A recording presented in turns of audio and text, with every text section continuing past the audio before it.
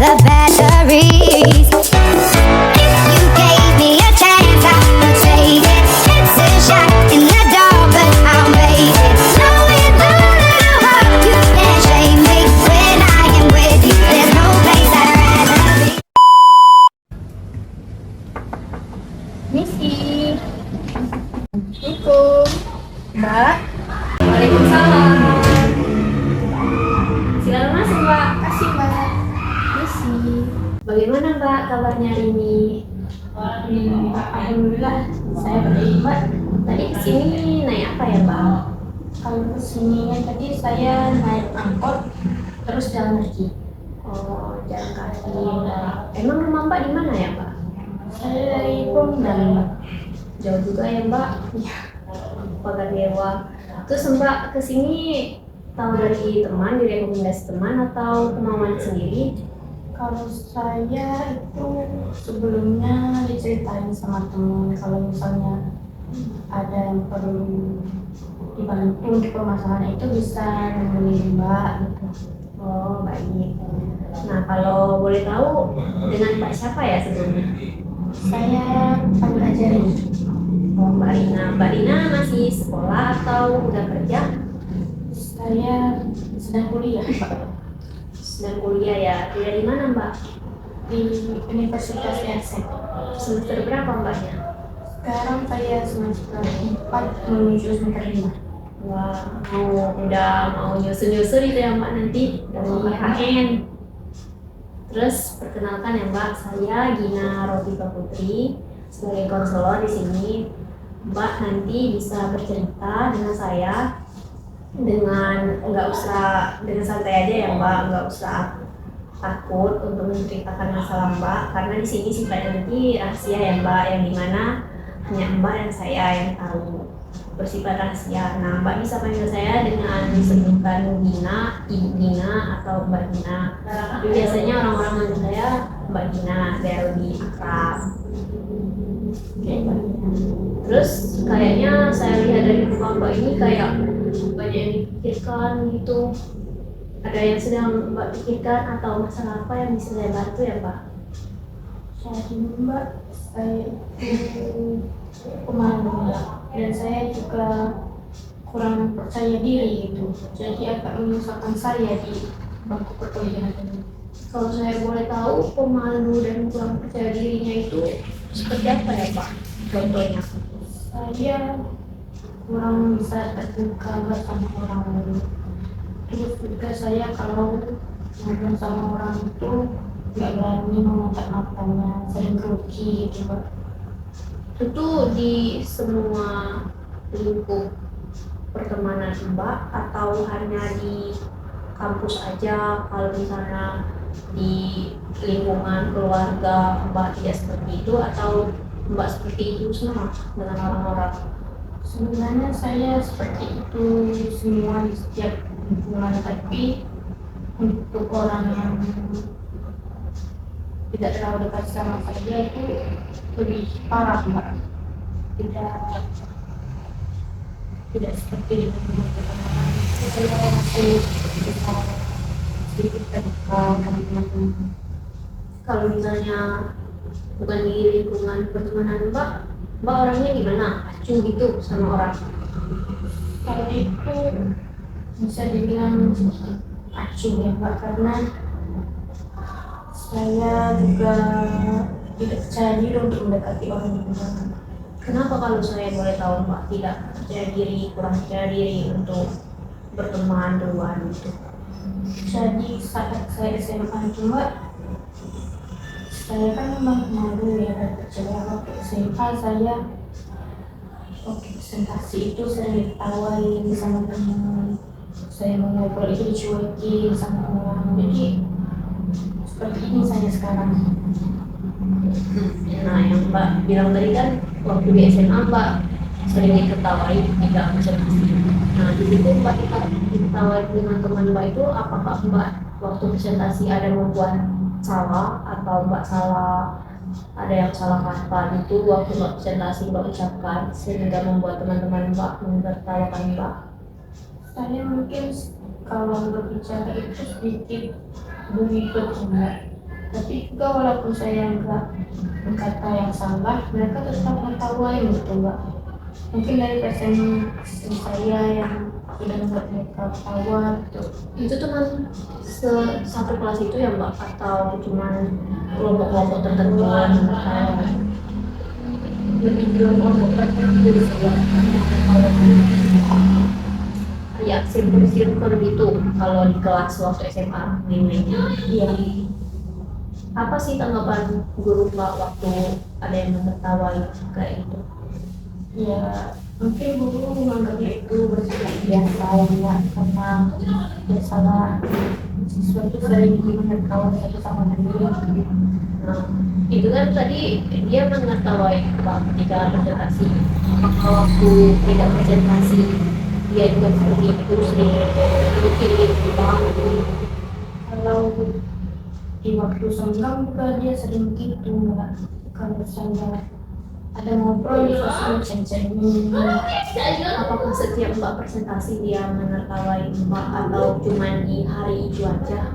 Jadi saya kasih sayang mbak. Di setiap presentasi ya mbak. Jadi mbak itu agak trauma, agak tertutup jadi karena tidak percaya diri oleh teman mbak yang menertawai mbak itu tadi. Jadi di perkuliahan ini yang membuat mbak kayak takut kalau misalnya presentasi. Ya betul. Terus kalau saya boleh tahu mbak di kelas mbak waktu di tingkat kuliah ini apakah mbak orangnya fit atau gimana? Jadi mbak saya itu kalau misalnya di perkuliahan tidak terlalu aktif begitu untuk menjawab pertanyaan.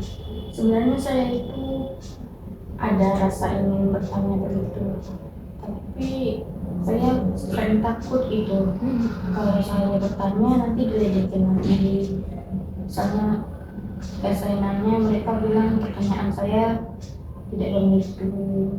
Jadi saya masih sedikit terbawa sama kejadian waktu SMA.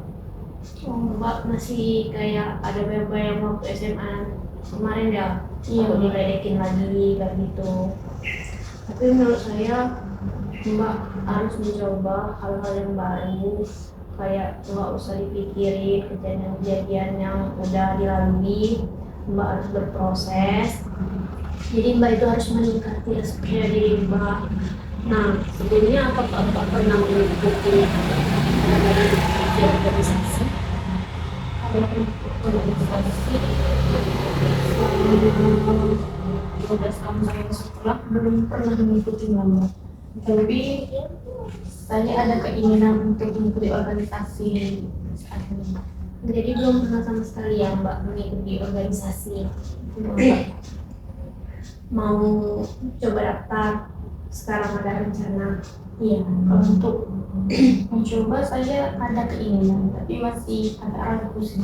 Kenapa ragu ya mbak? Saya sering dengar-dengar dari orang mbak, seperti kalau misalnya organisasi di bawah perkuliahan itu banyak senioritas begitu. Seniorita yang seperti apa tuh mbak kalau di perkuliahan mbak? Kalau saya dengar-dengar dari orang lain kebanyakan senioritasnya itu di misalnya saya yang junior ini selalu disuruh-suruh, kemudian senior itu tidak masalah itu mbak. Jadi saya masih agak ragu Tapi itu kan mbak kalau dengar dari teman atau senior pelajar kan, belum tahu pasti apakah seperti itu atau tidaknya kan. Nah, menurut saya mbak coba aja daftar organisasi untuk mengasah skill. Nah, siapa tahu kan kalau di organisasi itu kan bagus-bagus tuh anaknya public speaking, sama-sama belajar untuk proses kan. Kayak yang kalau orang bisa public speaking itu kan berarti orang tuh dia jadi gitu ya mbak, berani. Nah, kalau misalnya mbak berada dengan orang-orang seperti itu nanti kan bisa termotivasi untuk mbak ada keinginan rasa percaya diri melatih public speaking mbak yang kurang tadi kan, untuk di kelas misalnya mbak bisa lebih aktif. diskusi tanya jawab dengan dosen kan, untuk meningkatkan rasa percaya diri Mbak. Saran saya ya coba daftar aja dulu Mbak, nggak usah dengar omongan-omongan orang yang buruk-buruknya. Itu ya. Ya terus tuh teman-teman Mbak, apakah Mbak ada teman dekat di kelas? Kalau di kelas waktu saya kuliah ini saya ada satu teman dekat sih, Mbak. Teman saya dari waktu SMP. Mbak tertutup atau gimana kalau sama dia? Kalau sama dia itu ke SMP saya sering bercerita Mbak, sama dia. Tapi dari mulai saya SMA saya sudah jarang bercerita sama dia. Kenapa Mbak? Karena salah satunya karena kita sudah beda sekolah, dan juga Mbak waktu SMA itu saya pernah dikhianati sama teman dekat saya Mbak. Dikhianati yang seperti apa Mbak? Jadi waktu SMA itu saya punya teman dekat yang satu kelas. Saya sering bercerita sama dia, cerita tentang kehidupan sehari-hari saya, tentang keluarga, ayah saya. Tapi itu tiba-tiba dia ngebeberin kemana-mana Mbak cerita saya itu. Jadi disebarin sama dia Iya, tentang aib-aib cerita-cerita Mbak. iya, Itu waktu SMA ya Mbak? iya. Jadi saya itu susah percaya sama orang itu. Jadi waktu itu Mbak musuhan sama dia, sama yang teman Mbak itu. Lebih ke saling diam-diaman sih Mbak. Sampai sekarang masih diam-diaman Mbak atau ada komunikasi lagi? Sampai sekarang masih Mbak. Dan juga tidak pernah ada komunikasi lagi. Apakah itu yang membuat Mbak jadi agak tertutup pendiam seperti ini? Ya, untuk memperkuatnya iya Mbak. Kayak yang Mbak tuh susah, orangnya gimana Mbak kalau misalnya di pertemanan susah berbaur juga ya? Kalau sama teman-teman di kuliah saya sekarang itu karena kami bersama berempat, saya kan dekat sama teman saya SMP tadi kan. Jadi kalau kemana-mana saya itu sering diajak sama dia. Kalau nggak diajak saya nggak bakal ikut. Dan juga ketika misalnya kami lagi ngumpul atau bermain itu, saya lebih cenderung banyak diam, lebih pasif gitu daripada yang lain. Tapi teman Mbak yang dekat dari SMP ini orangnya anaknya aktif itu ya? Kalau di SMP itu ya Mbak, dia bisa dibilang aktif gitu, sering cerita sama orang lain, mudah mengekspresikan perasaan dia. Kayak yang kalau dia sering ngajakin diskusi-diskusi bersama gitu Mbak, kayak seperti itu misalnya, apakah dia ada organisasi juga atau gimana? Dia kalau saya di kelas dapat tugas kelompok, dia pasti mengajak saya karena seperti itu Mbak. Bukan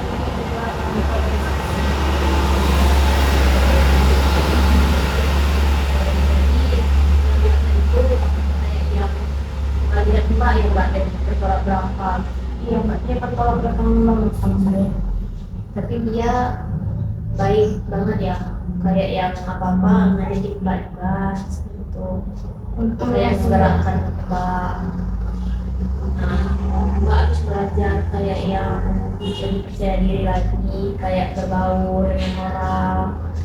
Kayak yang nggak semua orang itu bakal mengkhianati Mbak. Mbak tuh harus belajar terbuka dengan orang, tapi ya harus pilih-pilih juga Mbak.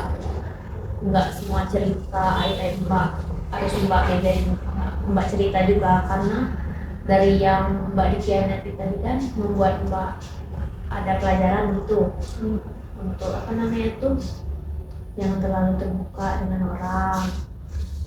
Kayak yang kejadian Mbak SMA itu nanti yang dikhianati tadi, apakah berdampak trauma itu dengan Mbak? Kalau boleh tahu Mbak di lingkungan rumah Mbak atau dengan keluarga Mbak seperti apa? Apa tertutup juga atau malah sebaliknya Mbak di keluarga kayak yang orangnya ceria, cerita-cerita gitu? kalau saya sih Mbak, menurut saya dari pengalaman saya ke SMA itu yang pastinya berdampak sih Mbak. Karena saya juga jadi lebih susah lagi percaya sama orang. Dan juga emang saya dari dulu itu termasuk pemalu gitu, termasuk sama keluarga saya. Karena saya juga jarang bercerita-cerita sih sama keluarga, ngobrol-ngobrol sehari-hari itu juga jarang. Tapi mungkin terkadang tapi tidak yang mendalam begitu. Mbak ini anak tunggal atau ada saudara? Saya anak 3 dan 3 bersaudara, Mbak. Dengan Mbak anak bungsu. Iya. Nah, dengan kakak-kakak Mbak ada misalnya saling cerita atau sering sama-sama bercerita gitu. Kalau sama kakak-kakak sih saya nggak pernah, Mbak, karena saya sedikit canggung kalau untuk berbicara tentang kehidupan saya sama keluarga. Jadi Mbak ini juga nggak terlalu dekat, sering canggung gitu ya kalau di keluarga. Iya, Mbak. Jadi dengan teman Mbak yang itu tadi ya, yang masih membuat Mbak sering bercerita. Ya. Terus tuh apa namanya tuh, menurut saya Mbak udah hebat kok, udah bisa di tahap ini untuk menjalani keseharian Mbak, kehidupan Mbak sudah sangat hebat. Nah, kesimpulannya saran saya, Mbak harus bisa coba percaya diri. Kayak itu tadi kan, Mbak coba aja daftar organisasi biar bisa menambah skill Mbak kan, dengan teman-teman yang dahulu masuk organisasi tersebut kan bisa kan membantu Mbak untuk mengasah skill-skill kayak public speaking, percaya diri, seperti itu ya Mbak. Silakan minum dulu Mbak biar lebih rileks. Terima kasih ya, Mbak. Saya minum nih, Mbak. Ya.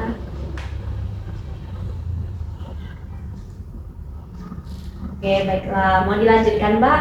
Boleh. Nah, apakah Mbak ada mau bercerita tentang masalah lain atau kita sudahi sesi ini? Oh iya, Mbak, saya ini ada sedikit masalah lagi Apa itu kalau boleh tahu Mbak? mengenai keuangan, Mbak. Dengan siapa ya Mbak mengenai keuangannya? Jadi saya kan anak kos ya, Mbak. Diberi orang tua itu biaya per bulan termasuk biaya kos. Iya. Dan orang tua saya itu bukan orang yang berkehidupan lebih gitu, sudah sederhana saja. Dan saya itu nggak bisa mengatur keuangan gitu, Mbak. Mbak boros seperti itu ya? Iya, Mbak. Emangnya Mbak pakai untuk apa aja kalau saya boleh tahu uang Mbak kayak gitu? Saya itu sering check out barang-barang di online shop gitu, Mbak. Dan juga saya sering membeli barang-barang di toko langsung. Dan kebanyakan barang yang saya beli itu bukan barang yang bermanfaat sekali, Mbak. Cuma untuk kesenangan saja. Dan saat saya lihat itu tiba-tiba uang saya sudah tinggal sedikit, dan menunjukkan kalau uang itu tidak cukup untuk biaya hidup saya sebulan. Jadi Mbak itu udah dikasih jatah waktu gitu ya?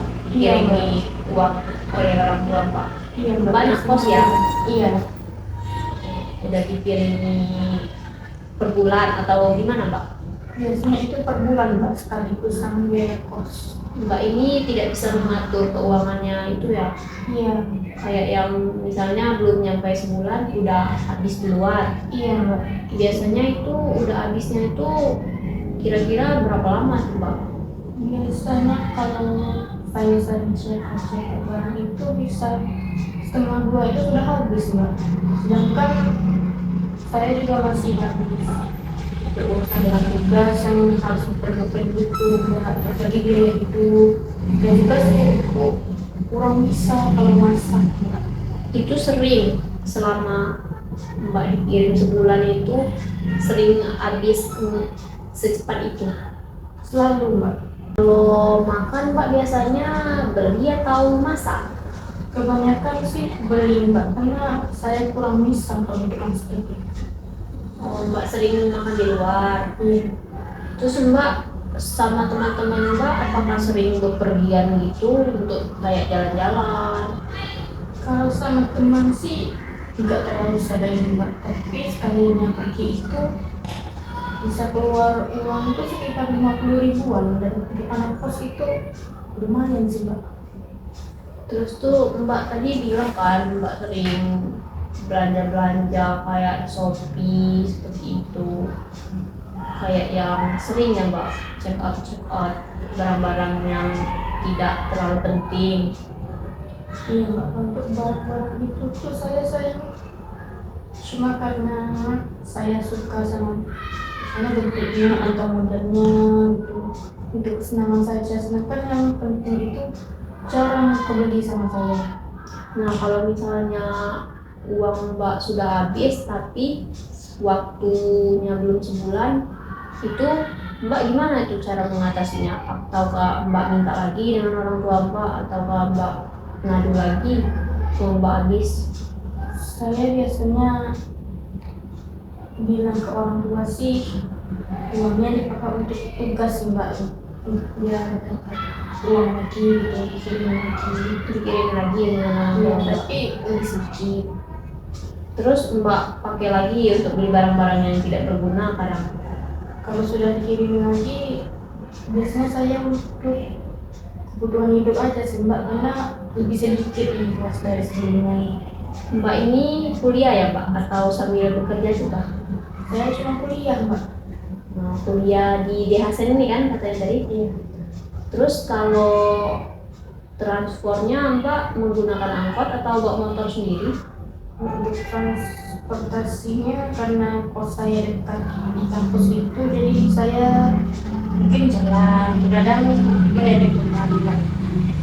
Jadi uangnya tadi nggak termasuk untuk transportasi juga ya Mbak? Iya Mbak.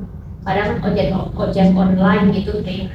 Kalau ojek online itu misalnya saya harus pergi jauh dan enggak ada pegangan, mungkin itu saya harus online. Oh, jadi uang Mbak ini tadi tuh banyak habis Mbak, kayak lapar mata gitu ya Mbak, beli barang-barang yang tidak berguna. Tapi kalau tugas-tugas kuliah kayak memungkinkan untuk ngeprint itu, apakah sering nggak keluar uang? Kalau tugas kuliah untuk ngeprint itu biasanya tidak terlalu banyak sih mbak, kayak gitu. Karena biasanya dosen itu mintanya lewat file gitu. Oh, jadi jarang yang ngeprint gitu. Iya. Jadi uang Mbak ini banyak habis kayak yang untuk hal-hal yang tidak penting ya Mbak, seperti itu. Apakah Mbak itu tidak ada kemauan untuk menyisihkan uangnya untuk ditabungkan, misalnya yang ini untuk ditabungkan dulu biar bisa mengatur keuangannya cukup? Kalau sebelum-sebelumnya saya sering nabung kalau kecil ya mbak, tapi itu kembali lagi karena saya ingin membeli sesuatu, buka lagi tabungan itu. Nah, sekarang saya ada keinginan untuk menabung lagi. Ya soalnya kalau misalnya apa namanya tuh boros-boros seperti itu tuh nanti waktu belum waktunya, kan Mbak kan diberikan jatahnya sebulan kan, kayak setengah bulan udah habis itu kan kita juga yang pusing sebagai anak kos, mana Mbak tadi bilang kan nggak terlalu bisa masak kan. Nah, kalau Mbak belajar aja dulu masak gitu. Nah jadi kan kalau misalnya beli barang yang mentahan sayur itu kan bisa lebih hemat. Kayak kalau Mbak masak sendiri, kayak kita juga kalau boleh saya saran atau enggak tuh Mbak bisa coba-coba kuliah sambil kerja biar bisa untuk memenuhi kebutuhan Mbak, kayak yang tidak merepotin orang tua juga, atau nggak ada untuk kuliah nggak ingin kuliah sambil kerja gitu. Kalau sambil kerja itu saya bingung mengambil bagian apa sih mbak, karena saya merasa juga saya ini nggak punya skill khusus gitu. Ya aku Mbak coba-coba minta teman Mbak yang ada kerjaan gitu, kayak jadi tukang fotokopian, bantu-bantu gitu, yang pokoknya yang tidak mengganggu waktu kuliah Mbak lah. Kayak coba-coba gitu untuk nabung-nabung juga kan, karena Mbak tadi kan orangnya kayaknya suka shopping ya Mbak. kalau beli skincare itu ya mbak per bulan. Iya mbak. Check out. Jadi kan kalau misalnya kita kerja kan enak kan, yang dikirimnya dua tadi bisa untuk tugas-tugas kuliah, untuk bayar kosannya apakah seperti apa ya mbak? Biasanya Itu tuh untuk uang jajan aja yang per bulan tuh. kalau uang kosan itu biasanya dikirim sekaligus sama uang jajan bulanan. Sering kepake juga atau gimana kalau uang kosan? Kalau uang kosan itu biasanya sudah saya pisahkan terlebih dahulu. Oh sudah mbak pisahkan uang kosan. Saran saya sih itu tadi mbak harus bisa mengatur keuangan mbak, kayak dikurang-kurangin jajannya, mbak beli barang yang penting-penting aja, kayak yang jangan terlalu sering lapar-lapar mata. Untuk buka-buka Shopee itu kayak mbak kalau lihat-lihat aja, jadi mbak cobanya yang benar-benar butuh. Terus tuh kalau mbak sering makan di luar ya, Iya mbak. mbak beli aja kayak yang di budget kita anak kosan aja sih mbak, kayak geprek itu yang harga 10 ribuan, 15 ribu. Jadi kan uang kita bisa hemat juga. Kalau untuk makan itu ya mbak, saya seperti tipikal anak kosan lainnya itu mungkin sudah tidak terlalu suka mbak sama geprek itu, karena kebiasaannya begitu. Jadi saya ingin beli yang lain gitu, tapi dana juga melebihi dana yang saya punya mbak. Jadi mbak ini tipikal yang bosan makanan itu saja. Iya mbak, dan juga misalnya saya sudah mulai menabung gitu mbak, kan saya tadi bilang teman saya cuma beberapa orang kan mbak, dan jika saya diajak bermain gitu kan, saya ikut, itu saya juga harus ikut gitu, karena saya nggak mau kehilangan teman gitu. Dan juga biasanya mereka ngajaknya pergi belanja, dan itu juga saya mau nggak mau ngeluarin uang saya lagi gitu yang seharusnya saya tabung, biar saya nggak kehilangan teman lagi gitu mbak. Oh, mbak ini tipikal yang nggak enakan nolak ajakan teman gitu ya mbak. Iya mbak. Jadi teman mbak ini sering ngajakin, kadang ketika mbak ingin mengisikan uang, ingin menabung tadi, ngajak bepergian gitu. Iya. Kenapa nggak nolak aja gitu mbak? Kayak kalau misalnya duit kita sudah menipis, dibilang aja gitu, atau main sama-sama di kos aja. Gimana ya mbak, saya biasanya nggak mau rusak mood gitu, misalnya mereka udah pergi ke sana dan saya itu karena cuma dikit, jadi saya nggak mau ketinggalan gitu, karena nggak mau sendiri lagi, susah percaya dengan sama orang tadi. Jadi saya bohong ke mereka kalau saya masih punya uang pegangan. Tapi waktu mbak jalan main dengan teman tuh, apakah banyak juga mengeluarin duit gitu, beli yang tidak penting atau cuma sekedar beli makan aja? Kalau keluar saya sebisa mungkin masih menekan mbak yang keluar untuk makan saja. Dengan teman-teman mbak tadi Iya. juga seperti itu, tidak ada tergiur dengan, kadang ada baju kan sering cewek kayak gitu mau beli. Kalau video ya sering sih mbak, tapi balik lagi karena dana tadi juga emang udah mentok di situ, jadi nggak bisa gitu mau beli juga. Seperti itu ya mbak. Itu yang menurut saya mbak ini emang tergolong boros ya mbak. Boros. Itu tuh dari SMA mbak juga seperti itu? Kalau SMA sih jarang ya mbak, karena itu tadi juga saya jarang berpergian sama teman pas SMA. Saya berpergian sama temennya ya pas kuliah ini, jadi masih nyangkut lah sama yang tadi, nggak mau tertinggal lagi gitu. SMA juga mbak masih tinggal dengan orang tua ya? Kalau SMA itu tinggalnya sama keluarga yang lain, tapi sekarang sudah pindah ke kosan. Jadi udah jadi anak kosan gitu ya, kita harus pandai-pandai lah mengatur keuangan.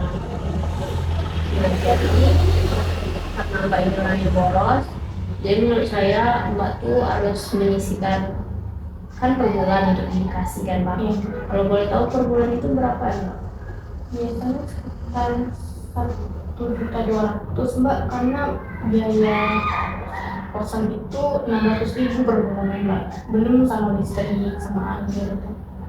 Nah menurut saya Mbak sisihkan dulu yang apa namanya itu, ini untuk yang Mbak kuliah misalnya kan, kayak kebutuhan yang Mbak harus ngeprint misalnya itu, terus tuh yang ini untuk uang makan Mbak sisihkan, terus tuh sisihkan dikit kayak Mbak ada tabungan atau gimana. Itu kalau misalnya ada keperluan mendesak, misalnya tiba-tiba uang Mbak kata Mbak tadi belum sampai sebulan, udah setengah bulan habis kan, karena ada tabungan ini tadi kan, bisa kan kita menggunakannya. Sisihkan dulu, udah itu Mbak kurang-kurangin kayak beli-beli barang yang tidak terlalu berguna ya Mbak. Mbak beliin aja yang memang kayak Mbak butuh, jangan yang Mbak suka.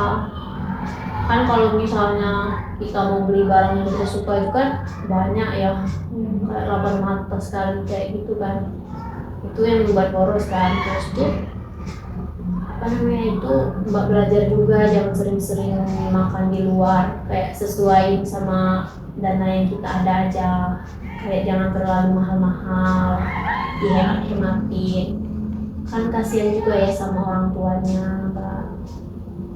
Kayak seperti Mbak harus bisa mengatur keuangan juga. Jadi sepertinya sudah 30 menit ya Mbak sesi konseling kita. Oh iya Mbak. Sepertinya sudah lama sekali ya Mbak kita ini di sini. Kayaknya kita selesaikan dulu ya Mbak. Kalau misalnya ada masalah Mbak yang belum diselesaikan atau yang belum ceritakan lagi, bisa dilanjutkan minggu depan atau kita tentuin jadwal pertemuannya lagi. Nah sekarang kita akhiri dulu ya Mbak. Oh iya Mbak, makasih banyak ya Mbak untuk semua sarannya Mbak. Semoga berguna untuk saya Mbak. Iya, makasih ya Mbak. Terima kasih Mari Mbak. saya antar. Silakan Mbak. Terima kasih ya Mbak. Permisi. Iya Mbak, hati-hati ya Mbak.